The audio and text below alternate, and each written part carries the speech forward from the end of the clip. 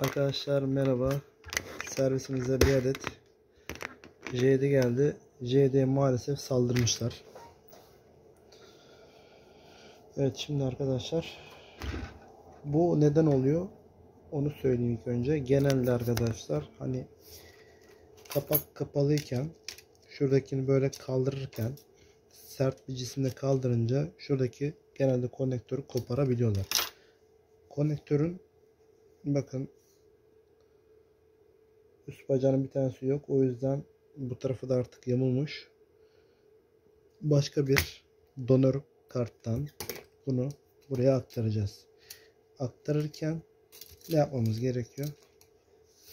Bu arızalı bir anakart arkadaşlar. Üzerine parçalar alınmış. Şimdi buradaki parça alacağız. Buraya aktaracağız. Yaparken dikkat etmemiz gerekenleri söyleyeceğim.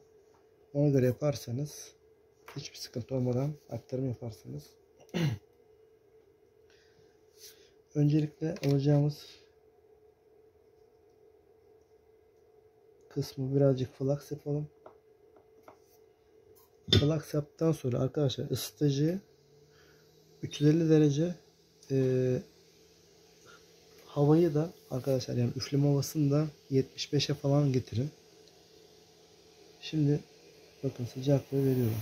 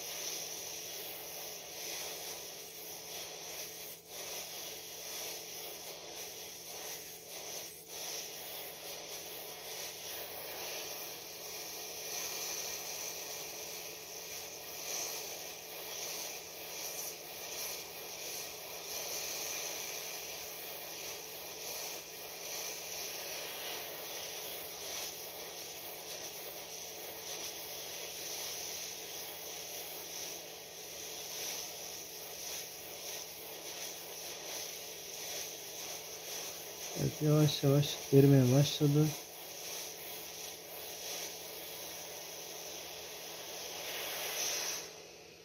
Arkadaşlar niye sıcaklığı düşük tutup fazla üfledim? Üflemeye açtım. Çünkü arkadaşlar üzerindeki parça eritmeden düzgün bir şekilde sökebilmek için.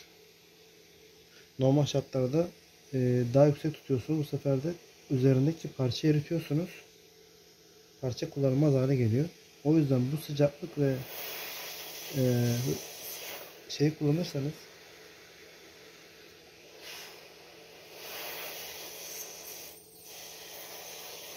havayı kullanırsanız arkadaşlar bir sıkıntı yaşamayacaksınız.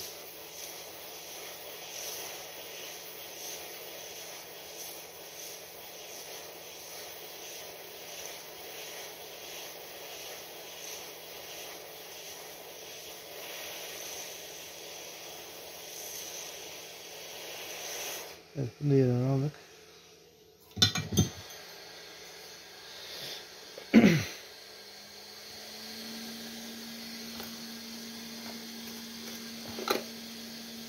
Arkadaşlar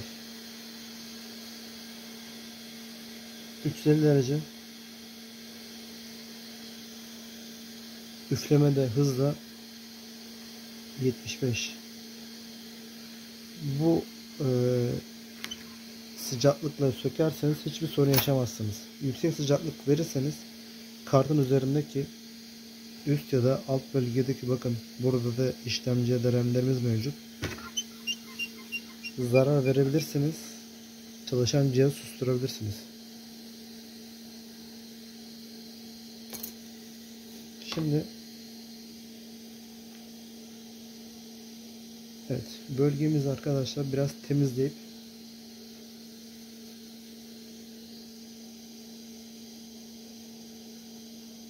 lehimleyelim.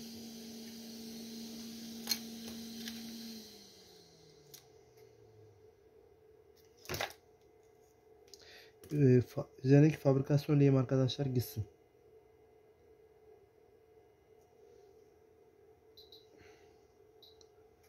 fabrikasyon lehim gitsin ki hani biraz daha eritmesi kolay olsun.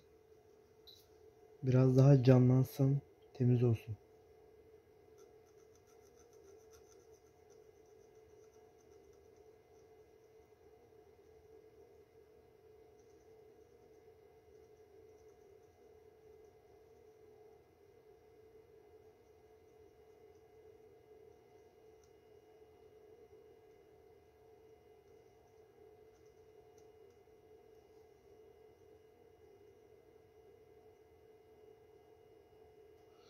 Evet. Şimdi karttan çıkarttığımız parçamızı alıyoruz.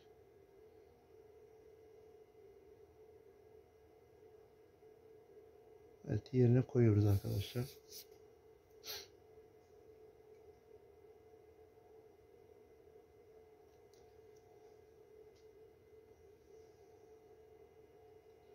Çok az flak sürüp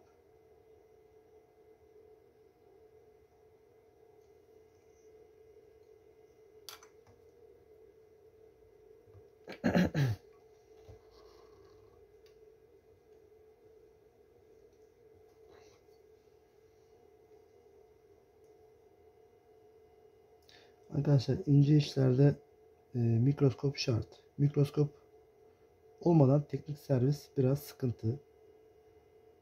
Söyleyeyim arkadaşlar. Yani mümkün olduğunca yani önemli parçalar almaya gayret edin. Yani gözle bir yere kadar arkadaşlar. Gözle hepsi olmaz. Emin olun, mikroskop aldıktan sonra işleriniz daha net, daha güzel olacaktır. Mikroskop şart arkadaşlar. Yani eğitim şart, mikroskop şart. Hani mikroskop ve güzel bir hava tabancası ve güzel bir lehim. Yani şu 3 ana madde çok önemli arkadaşlar.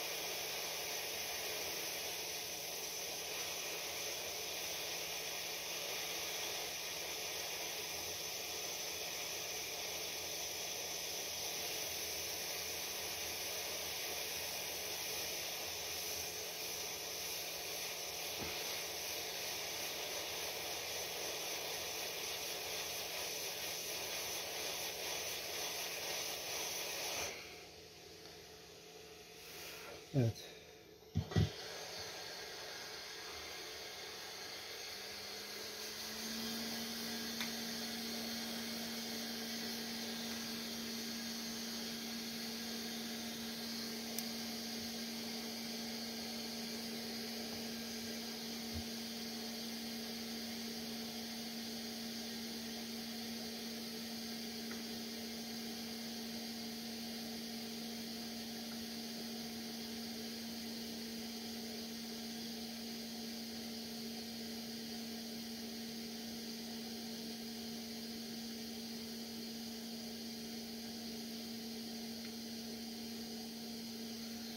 Evet arkadaşlar, kontrolümü de yaptım. Herhangi bir oynayan bacak yok. Herhangi bir sakatlık yok. Şimdi şuradaki ekranı denemek istiyorum.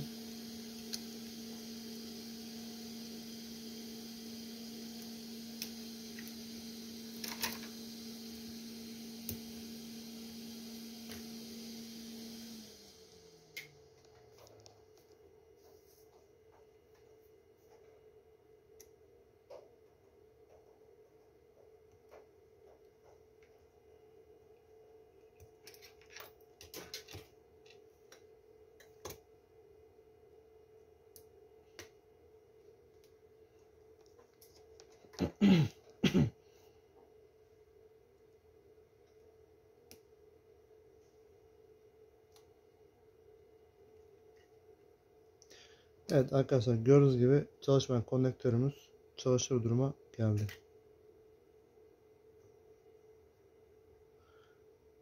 Evet, herkese geçmiş olsun arkadaşlar. Dediğim sıcaklık ve ısı ayarını normal yaparsanız hiçbir sıkıntı yaşamazsınız. Takır takır işinizi yaparsınız. Geçmiş olsun arkadaşlar.